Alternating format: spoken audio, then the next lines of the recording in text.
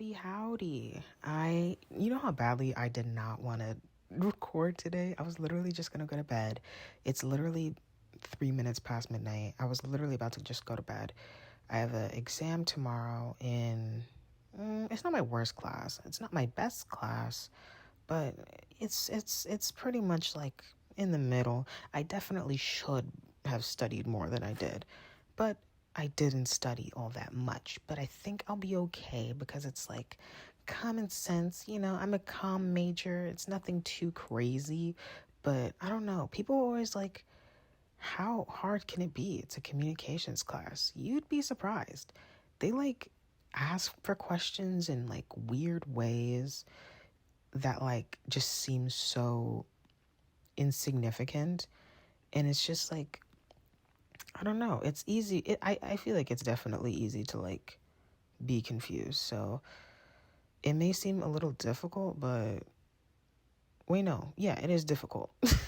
I'm sorry, I'm just like literally scrolling through Handshake trying to find a job at the moment, so I'm looking through this one. This doesn't really have like they put like an executive role on Handshake, and as far as I know, Handshake is for like recent college grads. No? Well, I guess it's not, but I just assumed it's for like people in college or like people who like are fresh out of college. Like, I'm not seeing people put up like six-figure salary jobs on Handshake, but this is a proven what's it called?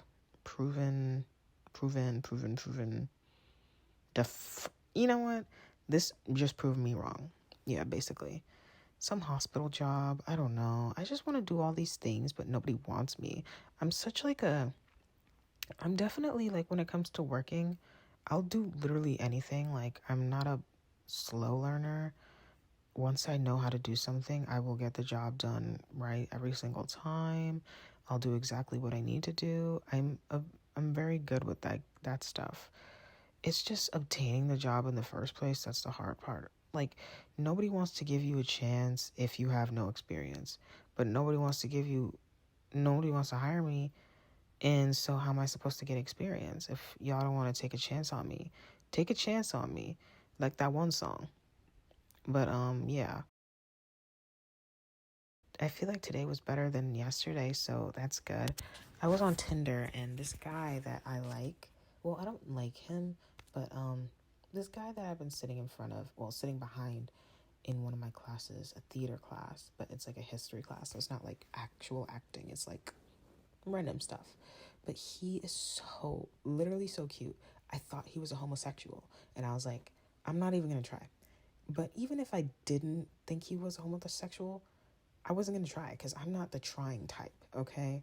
And when I tell you, this man is like, he's like the tall, skinny, like, doesn't talk or open his mouth, like, that's my type. Like, I need a man that, because I'm pretty, like, I can be loud and annoying, but I need to be around other people that are like super quiet and reserved so that my loud and annoyingness can come out, okay? If I'm around like other like large personalities, I'm not gonna be a large personality. I need to be the obnoxious one when I'm around someone that is not that, I try to like fit the space. I think that's like a trait with INFPs. We like to be accommodable to like whoever we're speaking with. So like, if you're giving 90, I'm giving 10, and vice versa. I feel like that makes sense, and it just works better for me because I don't know. I feel like even when I'm like being my louder and obnoxious self, when I'm around people that are, I guess, more reserved than me naturally, I still feel like I'm just taking up so much space and inconveniencing them, and all these negative things. But I feel less so in that circumstance than if I were to be around another large personality. And I don't think I'm like diminishing myself in any way. I just think it's just a lot to be around, because I know how exhausting my own personality can be sometimes, at all times. So I don't really want to like add to that. If I'm talking to someone that is making me feel tired, naturally, I feel like it makes sense for me to just like be like, I don't want to continue doing this. And so I'm just not going to input as much energy as I regularly would. And I don't think that that's a ridiculous thing for me to say. Ooh, I just saw a tweet that says House of the Dragon Season 2 begins filming March 2023. That's like not too far away. I mean, it's not going to change the fact that Season 2 isn't going to premiere until 2024 when I'm literally 23 years old. Fucking dinosaur bones. Oh my god. My roommate. Okay. I don't want these people to see me or hear me talking to myself, but my roommate just came out of her room. Like I said in the last video, I don't talk to any of them. Like when I say that I don't talk to them, it's literally just like smiles in the kitchen if I'm passing by them, and that's the beginning and end of our relationship. I don't know like their last names or anything like that. I know literally next to nothing about these people, but rest assured, I have definitely heard her have sex on multiple occasions, and it's very annoying to like. I remember one time I literally woke up in the dead of night at like 4 or 5 in the morning, her back getting obliterated, just like shattered into bits and pieces, and I'm just like, what the hell? I have to wake up to this lifestyle? Disgusting. Sinners. Like I feel like a nun in a convent when I'm around these people, and I feel like that's what brings out like how bitter I am. I don't care, like realistically speaking, I don't care about people smashing. I just care when I can't smash and other people around me can. So I guess that's a me problem, but I can make it a problem for everybody else but me, and that's what I'm going to continue to do. Because once I acknowledge that it's a me problem, this next step naturally would be for me to do something about it. And why would I take on healthy behavior? Why would I assume responsibility for something when I could easily just hand it off to somebody else and live a life free of like any negative thoughts? You know, anything bad that happens to me is out of my control, obviously. Like, I feel like people that say that doing that is like irresponsible and like, I don't know, like a victim mentality, is that what it is? I don't care. It's helped me. It's helped me live a life of peace. I mean, am I really at peace? I mean, I'd say it's more peace because once I acknowledge that it's a me problem and the fact that I have to do something about it and I continue to not do anything about it, I feel like the pain that comes from that is far more painful than any pain that would come from me just passing the pain off on and responsibility for the pain onto somebody else. And yeah, that's the realest thing I've ever said, and that completely just came off the dome.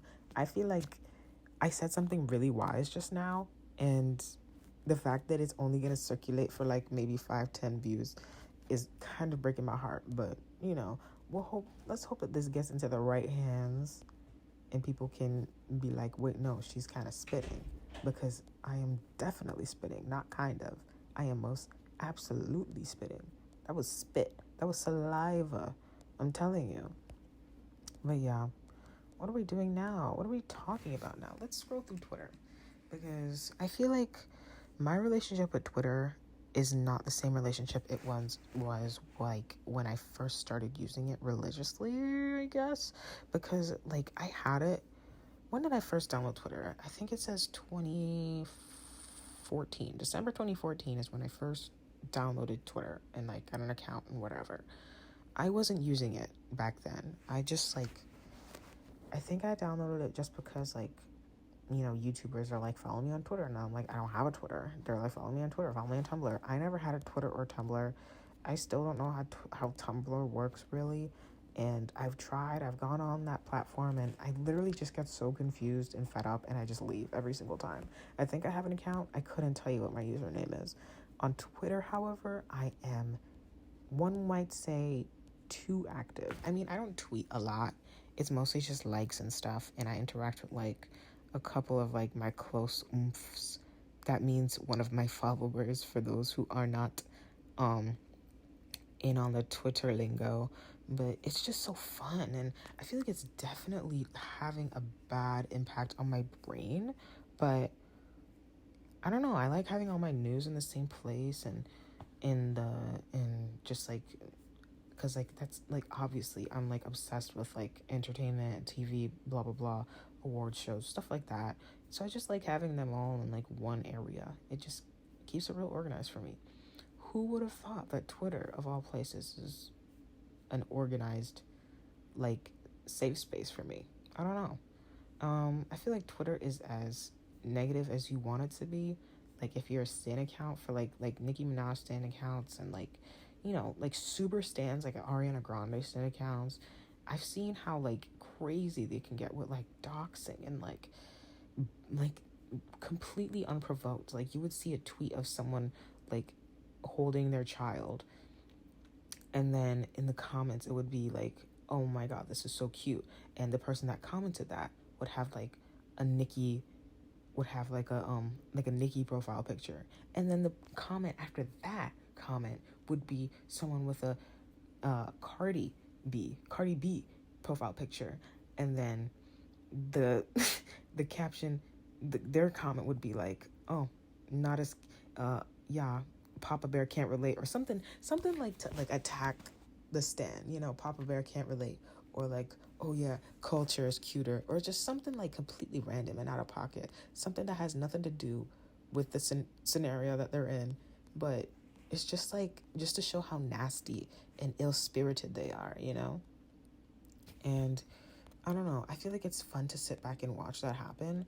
And anytime I am provoked, because it has happened before, I've been like, someone has poked the sleeping bear, but I just continue to sleep, because sleeping, once again, we're going to return back to that previous comment I made about choosing peace every single time. Choosing sleep is so peaceful. So like, if somebody like instigates with me on Twitter, I just ignore, because I know, I've seen how bad it can get, and I'm not ready to cross that threshold. And I feel like it's just so much simpler to let the tweet fall into obscurity than for me to like continue on and on and on and on. And the risk of getting ratioed, hell no. I've been ratioed before. I try to avoid it at all costs. It's so embarrassing. And sometimes, like, if I'm really feeling like it, I just delete the tweet. Delete the original tweet, because getting ratioed is just something that will like keep me up at night. And I don't know, this pit in my stomach, it just comes and stays there, and it just won't go away. It never goes away until I like get rid of the tweet. And so I just choose to get rid of the tweet. Choose peace. This episode is sponsored by Peace. This is definitely an episode of should I title it Choosing Peace? Choosing Peace and Love. I need something that is like clickbaity, because my last title was pretty clickbaity. But views wise, it didn't really do much. I don't know how. I think my most viewed podcast of all time has like 100 and something views. I want to get back to those views, but those came from like very clickbaity relevant titles that were relevant for like that like day or week or whatever. And my last episode was titled something off of House of the Dragon. And although it is a relevant topic right now, it's not as relevant as some of my other titles were when I had uploaded them at the time. So I don't know, I guess we're just gonna have to try to figure out what to do about that. I don't really have much to say today. What did I do today? I went to 2 classes. Well, no, that's not true. I went to 1 class and skipped the other one. The 1 class that I did go to was at 11 a.m. Conflict theory. That's the class. That is my worst class. The first test I got on that one, we only took 1 exam in that class. Well, the entire class is 3 grades, 2 exams, and a project. The project I got 100 on, just because I worked on it with a bunch of other people and didn't contribute anything at all. And I'm never that type of person. I'm always the one that either does most of the work, or I just do what I'm told. I've never been that person that's done nothing, like literally not one single thing except write their name at the top of the page. And that's what I did for this project. And I honestly, like, I loved it. It was like so freeing chose pace once again. And honestly, like, the people that I was working with, I would not have been any help to them whatsoever. Like, the guy, especially, like, it was like three other girls and one boy. So it's, what is that math? 5 people altogether. And it was the one boy, he just like took the reins and just did everything. He came up with literally everything for the project. And what most of us did, we just wrote our names at the top of the page. And I was just like, whoa, he just did that for us. And he just seems so chill about it too. What a king, honestly. Reese, I can say his name because it's like, it's just a regular white boy name that's not unique whatsoever. But Reese, peace and love to you. You really did that. I'm so grateful.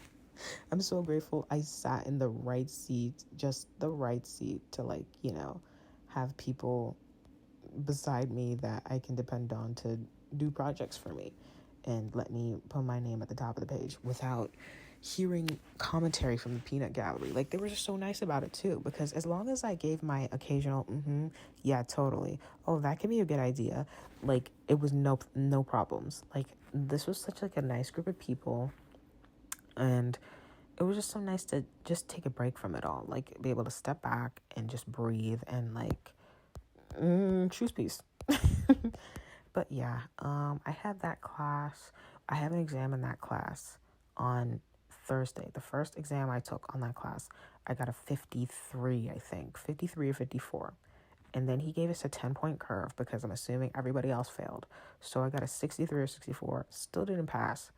And now I also have a 6-point bonus after that project because we did so well. So I got the 100 and then a 6-point bonus on top of my regular grade point average for that class. And so now I have all of that. I can't do any math, so I'm just giving you information and hopefully you can help me. After all of that is done, then they're gonna do this last exam. And I'm telling you, he was going through like the review today of like what we may or may not be seeing on the test. People were asking questions about the content that would be on it, and I was just like so clueless.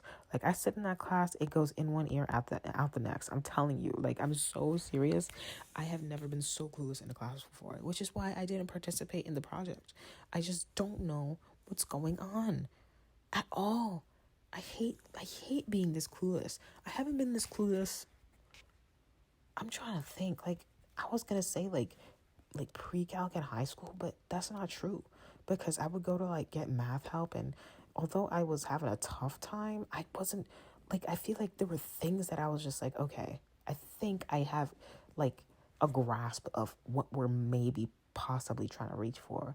I sit in this class right now, conflict theory, and I'm just like words, bye, and then the clock chimes and it's time to skedaddle. I have no idea what's going on, and I don't know how I'm gonna do on this exam. It's open note, so I'm hoping it's not too bad, but I don't know. Open note exams are sometimes even harder than regular ones because they're like, oh yeah, it's open note. So you would think that maybe it's going to help me. It's not. Because then the content on exams, it doesn't even like, it's not even about being like knowing it. It's about like knowing it, like being able to use the information to do something with it. And that's even worse than just memorization because I'm just like, I can't. The way that I study, I know things, and then like the minute I take the test, I just throw the knowledge out my head. This, for like the types of stuff where you have to like use your knowledge and like apply it, absolutely not, because I don't know anything well enough to say anything about that. So it's just a lot of just being clueless and just sadness. But hopefully we pass. I feel like I will. But I just, no, well, not pass. I want to do well, but I know for a fact I'll pass the class, but hopefully I just do well on the exam. And then I was supposed to go to theater history, but I'm not doing theater history because I already took my final presentation, and I feel like that went pretty well. And the rest of the class did fine too, so it's like whatever. And after that, I'm just back here now on Tinder. I have no matches, no current matches that I'm like really like trying to work down at the moment, which is pretty I don't know. I don't like Tinder. I've kind of given up on the idea of like finding anybody online, but the sad part is like I don't know what I'm doing like in real life. Like I don't know anyone in real life, and I don't like talking to people in real life. So this begs the question, how will I meet anyone? But yeah, if you have any ideas, please let me know in the comments below. How am I supposed to talk to people or date them if I don't want to talk to people, online or otherwise? Please let me know. Because this is impossible. Like, I don't know. I guess this is the bad part of choosing peace, because then things like this happen. You've chosen to live a life of peace, and now you literally just you don't talk to anybody because nobody will ever be on your level of peace and love and happiness. But yeah, I don't know what else to say. I rewatched Flipped, amazing movie, cinema. I wasn't even planning on rewatching it, but it was free on YouTube with ads. So I was like, let me just like click this and see what happens. What do you mean see what happens? I've seen this movie many times. Why did I click this just to quote unquote see what happens when I know exactly what happens, word for word, bar for bar? I was even talking along with some of the characters. I literally fell into the trap. It's just such a nice feel good movie. Rob Reiner, one of the best directors we have alive today. I cannot wait to see what other work he continues to make. I would love to work for you, Rob Reiner. Like, oh my God. Like, I would die. Okay, I have a confession. I've only seen 2 of his movies. But, wait, no, 3 of his movies. But that's, like, enough for me, though. Because, like, because if I've seen 3 of your movies and all 3 of them are, like, amazing 5 out of 5, like, was Oscar level, like, shit, that means that you're a W in my heart and soul, in my heart of hearts. Like, you're just that girl. I've seen Stand By Me. I'm looking up his filmography right now. I've seen Stand By Me. I've seen Flipped, obviously. And I've seen, what's that one? Oh, When Harry Met Sally. Love that movie. I didn't watch it until literally earlier this year. It took me years to watch that movie because I was like, these actors are ugly as shit. But then I watched the movie and I was like, wait, they aren't ugly. They're gorgeous. And I love this movie. I love it. I love everything about this movie. I do want to watch Misery. I have like some what's it called? Like childhood, like lost memories of seeing somebody else watch. I think it was my older sister. She was watching Misery, and I remember being traumatized because I think like Kathy Bates pushes an old man down the stairs while he's like in a wheelchair, or she like throws him out into the snow and he can't move. And I was traumatized. I don't know if that's a Misery. It might be Misery, but I am curious to see how it goes. I do want to watch it. I don't know. We'll see what happens. And I do, of course, want to watch A Few Good Men. I saw like the first few minutes of it. For some reason, I didn't finish it. I don't know if I liked it, but I don't want to say that because I just hyped up Rob Reiner. So I'm just gonna pretend like I don't remember what happens, and we'll go from there. But yeah, I want Rob Reiner to like direct something again. Hopefully like a nice little like rom-com type shit again, because we can't get enough of those. Or like a nice coming of age story. He can really shine with those. Like anything with love and or coming of age, he will eat. Because even in like Stand By Me, wasn't directly about like love, but like those boys loved each other. Like I'm so serious. Like River Phoenix and the main boy, like they had a little something special. A little something. And that's okay. It's okay to be gay. What is North? I'm looking through his like filmography. The story is based on the 1984 North, the tale of a 9-year-old boy who became a free agent and travels the world in search for perfect parents. Girl, that's me. Okay, that's not me. Let's not talk about my parents, okay? Why'd you bring up my parents? Why? Why would you ever bring up my parents? That's not a good conversation starter. I feel like that's like a bad thing that I do. I feel like it's very easy for me to just start talking about my dad. And sometimes I get so mad at myself because I'm just like, why am I talking about him again? Like, this man has brought nothing but stress into my life. And why am I talking about him again? Like, even right now, nobody brought him up. I did, though. I found a way to talk about him. That's the power that he has over me, and it's so upsetting. And I've been like trying to find a way to move out, but it's kind of hard to move out when you don't have money and you can't afford an apartment. Like, okay, move out, pack your things, and go sleep under a bridge, I guess, because I don't have a home if I were to move out. Like, where am I supposed to go? I really want to move out. I'm looking to like move out with like my friend, but she's equally as broke as me. And then I'm just like, well, because like this is the thing about me. Like, I like humanities and I don't hate STEM. We all need STEM.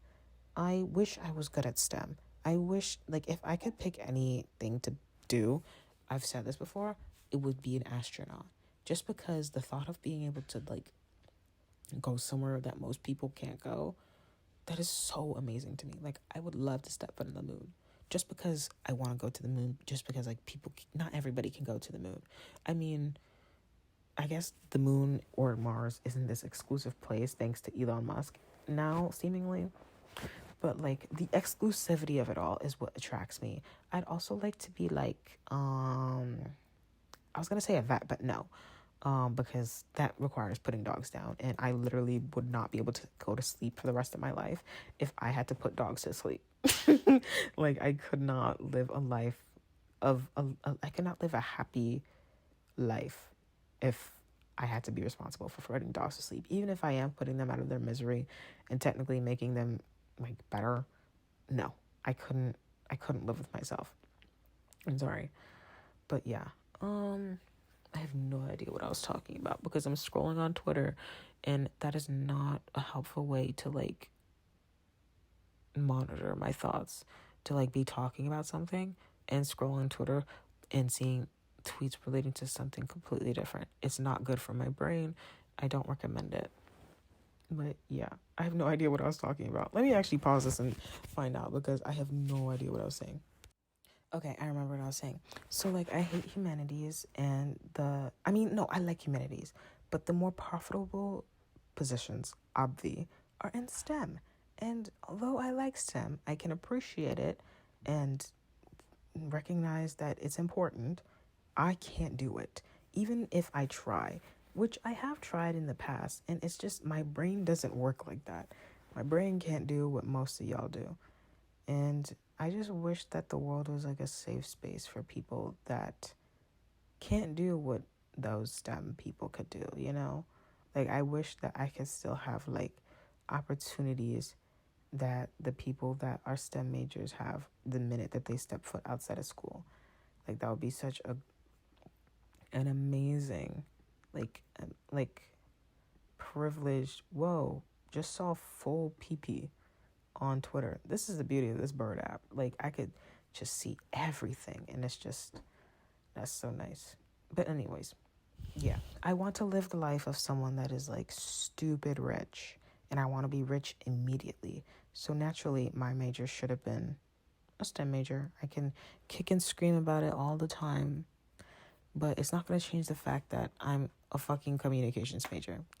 Not STEM, not humanities. It's like the worst of both practices. It's like I picked the worst of both worlds. Yeah, well, there's, like, I don't know. There's successful people that are that are communications majors. Like, I Google them just for, like, comfort. Like, one, what's his name? Spike Lee. But he got his master's in, like, film. But whatever. Let's just pretend he didn't do that. He has a degree in communications. You know who else has a degree in communications? Wendy Williams. Yep. She has a degree in communications. Let's see who else has a degree in communications. People with I'm pretty sure Oprah has one too. Communications degrees. Oprah, Spike Lee, Ellen. Ew, bad example. Oh, Jerry Seinfeld has one. I knew about that one. Al Roker, I knew about that one. Matthew McConaughey, I did not know about that one. That's interesting. I'm not trying to be an actor, so I don't really need to know about all of that. But yeah, Oprah went to Tennessee State University. Good for her, good for her, good for her. Ellen went to college as well. She went to University of New Orleans. But she did like stand-up comedy. Whatever.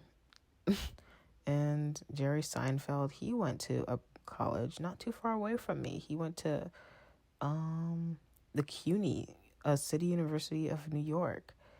And he studied communications and theater, just like me. Oh my God. Am I the next Jerry Seinfeld? Am I the next Jerry Seinfeld? Oh! Having a TV show literally just about me with a self-insert character, that sounds like hot. Okay, let's Google Jerry Seinfeld. I mean, let me say it right now. I've seen Seinfeld, like a few episodes. I don't like it. I don't laugh when I watch it. I'm just sitting there bored most of the time. If I were to say like corny, quote unquote, or like basic sitcom that I do like is Friends. And I know a lot of people don't like Friends, which, I mean, I guess I understand, but every single time, every episode, I've seen it all, but every episode I always laugh. Every time I see a rerun on TV, I'm always laughing. It's always gonna get a chuckle out of me every single time. My friend's ranking list, it goes Chandler number 1, I'm gonna go Phoebe number 2, and it starts to get a little muddy around here. Chandler number 1, Phoebe number 2. I understand why people don't like him. I personally really like Ross. I think he's very funny.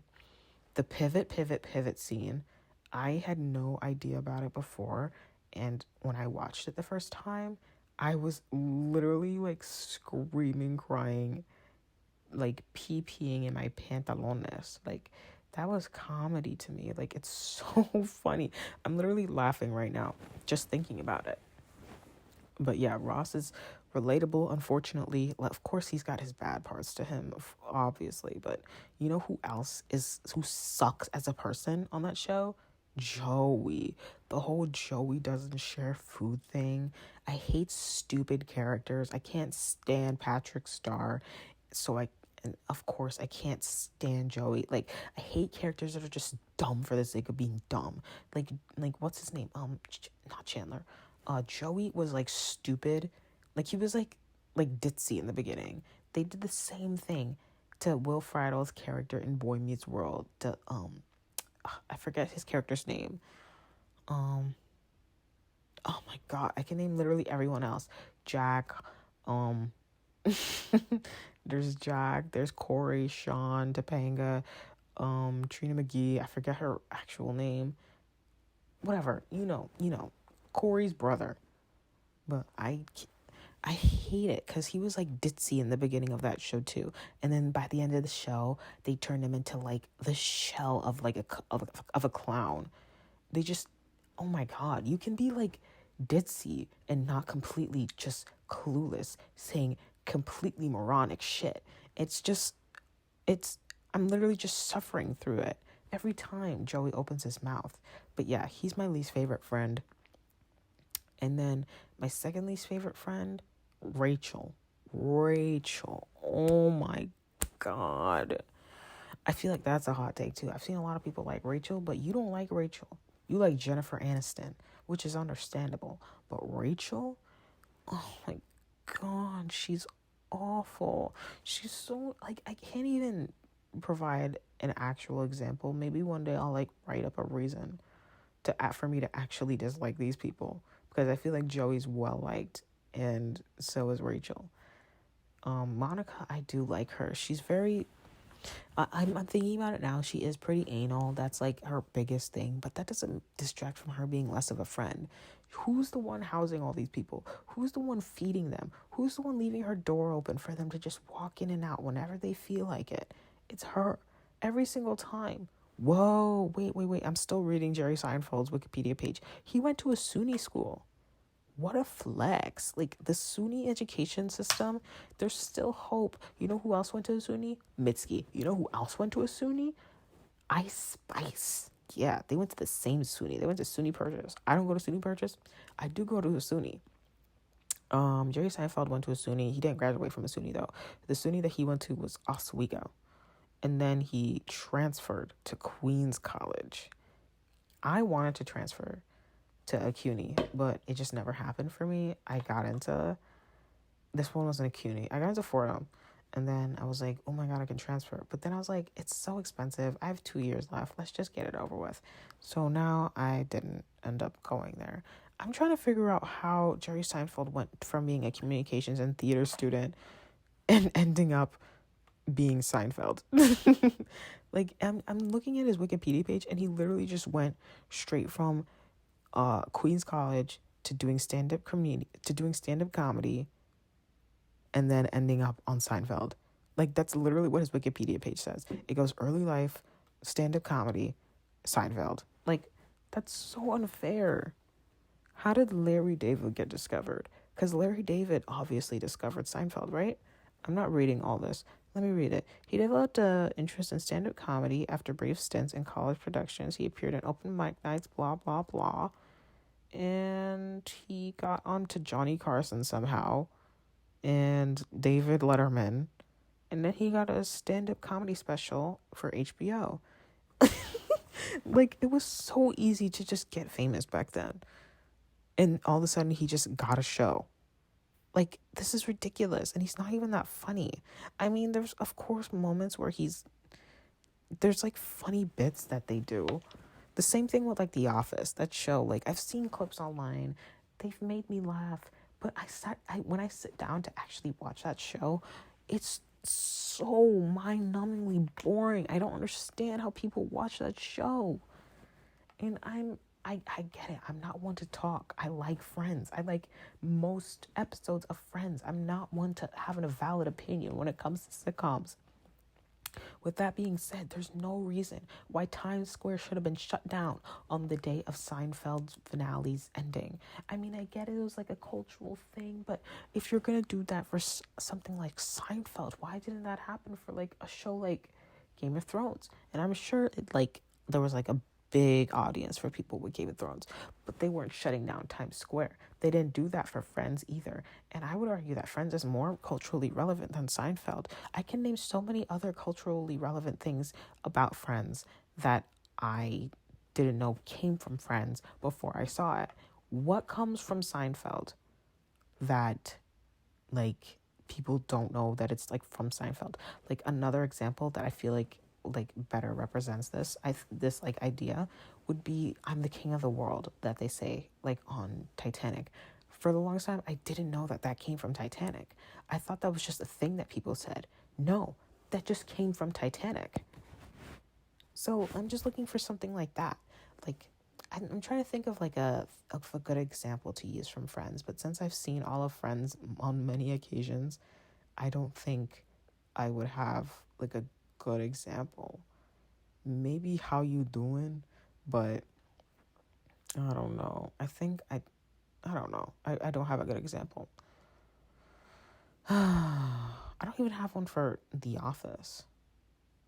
I hate that show. I go out of my way to like avoid it. I get edits of it all the time on TikTok and I skip them every single time. I hit not interested every single time because like I like Steve Carell. I really, really do. I just don't like him enough to make myself suffer through that show. That or the British version. I can't believe I'm up at 12:44 a.m. Excuse me. As if I don't have to get up at 7 a.m. to go to my 9 a.m. class.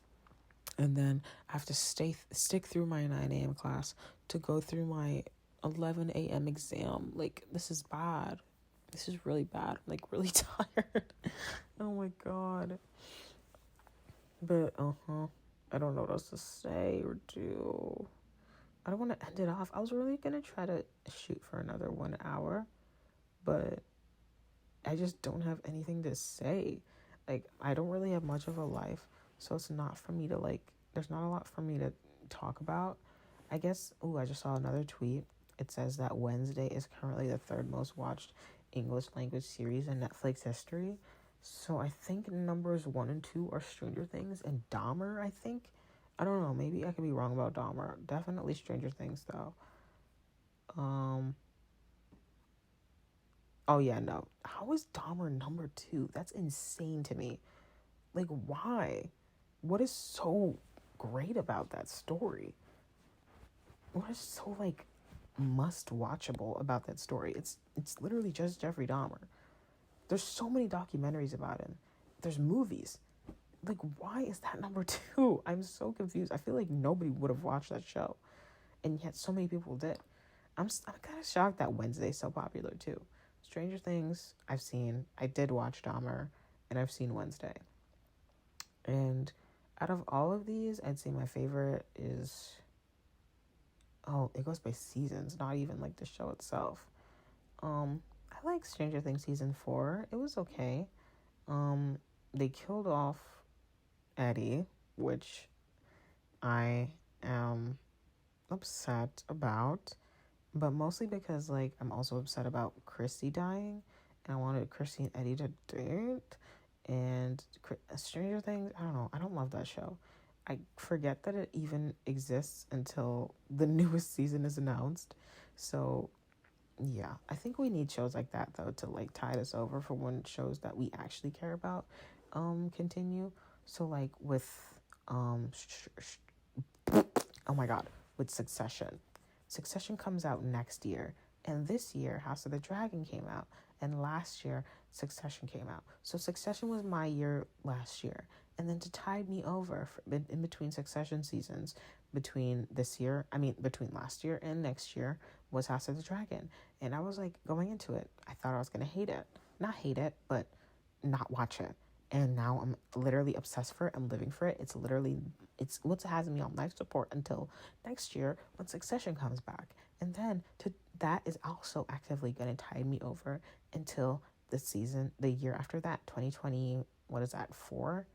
When House of the Dragon comes back. So, yeah, that's nice too. It's just nice to have shows like that like make us still feel like happy in between things that make us feel happy. Luckily, Succession and House of the Dragon both make me feel equally happy. I'd say at the moment though, low key, don't say this too loudly, but House of the Dragon might be making me slightly more happy. I don't know why. I think it's just because of like my TikTok fan base. Like a lot of them are from House of the Dragon more so than Succession. So I feel like subliminally my brain is just like, you like House of the Dragon more. You definitely like House of the Dragon more. And I'm like, maybe I do, huh? But yeah. But what else am I watching? Right now I'm rewatching Degrassi again. I feel like I rewatch this show every few years just for like a refresher. I'm on the season where we meet Campbell Saunders, an amazing character. They literally put him on the show, like I mean this, to like unalive him and teach the what are we called, audience, about unaliving victims, just so that we could be like, oh, look at how like tortured these people are, and just be nice to people and talk to them. But it's just so sick of them. Like I think that's I guess that's good writing, but it's just so sad for them to just include a character that they know from the jump that they're going to like eat off, just because they want to teach us a lesson. And in the show, he like gets a girlfriend, and the girlfriend continues to like live until like the very end of the show. So the show's like been done for like years now, but even like on the Netflix show, we see that the girlfriend is still suffering, obviously, from the repercussions of her relationship, because they were literally still dating, and he broke up with her via text message and then unalived himself the day the night, well, it might have been like the morning or like the night of, like right after he sent that text message to her. So you can imagine, and she was like, what, like 15 or so when it happened. So yeah, that was very traumatizing for her. It was traumatizing for me to have to sit through that, and she completely changed as a character. And I don't know, Maya Matlin is the girl. She's one of my favorite Degrassi characters of all time, and she's just, it's just, it literally hurts me to see how she suffers throughout the show. But I guess that's just good writing. I just wish she didn't have to go through so much. But yeah, and I also miss Cam. I wish he didn't have to unalive, but that's, I guess, what has to happen. It's rare to find good like TV like characters and like culturally like shifting characters in just any few years. I don't think that we have any good like teen dramas out right now. I feel like the big teen drama out at the moment is unfortunately Riverdale, but people don't like that show like well, I guess there are people that like that show, but I just it's not you can't take that show seriously. I feel like Degrassi is a show that, although it can be cringe at times, there's still like, of course, a tone of like seriousness that comes along with it. Riverdale, I feel like they strip themselves of credibility at this point. Season 1, it was like, okay, this is a TV show, and now it's just a joke. Aliens, superpowers, what are we doing? Come on now, people. Like Glee, for its time, like I wasn't a Glee back when it was like in its prime, like when it was like airing on TV. But you have to admit that they were breaking boundaries. Like, wow. Like with like gay people and, normalizing being theater kids. Like, they made it look cool. Like, and even watching it as a 19-year-old in 2020, it that was like another reason for me adding my theater minor, just because, yeah, Glee. I love Glee so much, so why not? Like, if they can do it, so can I. These people, like, their lives were changed when they joined the Glee Club. They got the opportunity to like shed their inhibitions and just perform and be themselves, and they make so many friends in the process. So why couldn't I? But of course it didn't happen, because not everything can be a Ryan Murphy production. um that could be a good thing or a bad thing. In this case, I would say it's a, well, in the context in which I'm speaking, it's a bad thing. But like in most cases, I would say it's a fun thing, because certain times, like Glee and American Horror Story, and I don't know what else that man has produced. American Crime Story. That is an underrated Ryan Murphy production. I really did enjoy the American Crime Story Impeachment. I feel like it went under the radar for most people. But yeah, check that out. I love Beanie Feldstein. She played Monica Lewinsky, and she ate it up. I'm sorry, I ate it up. But yeah, an amazing production all around. Ryan Murphy, I am very jealous of his mind. He is a, like, whoa, his creative ability is so good. Like, that is an artist. Like, I don't know what else to say. I can definitely see him like helping out on the White Lotus set. Like, he has like a HBO mind. I feel like he could like do like a nice little mini series for HBO, but for some reason he's like still like in Netflix territory. But I don't know, he just has like a HBO vibe to him. He could have made White Lotus. I'm confident in saying that. But yeah. What else is there to say? Not much. I feel like we went on for like a long time. 10 minutes short of an hour, which is a flex. I'm extremely tired. It is currently 12:54. I'm going to turn on some ASMR, go to bed, and hopefully I still remember the 5 seconds that I ended up studying for. I feel like I'll do okay. It's the last exam for this class, my last exam for my college experience ever, hopefully. That is if I end up not taking a master's. We'll see what happens.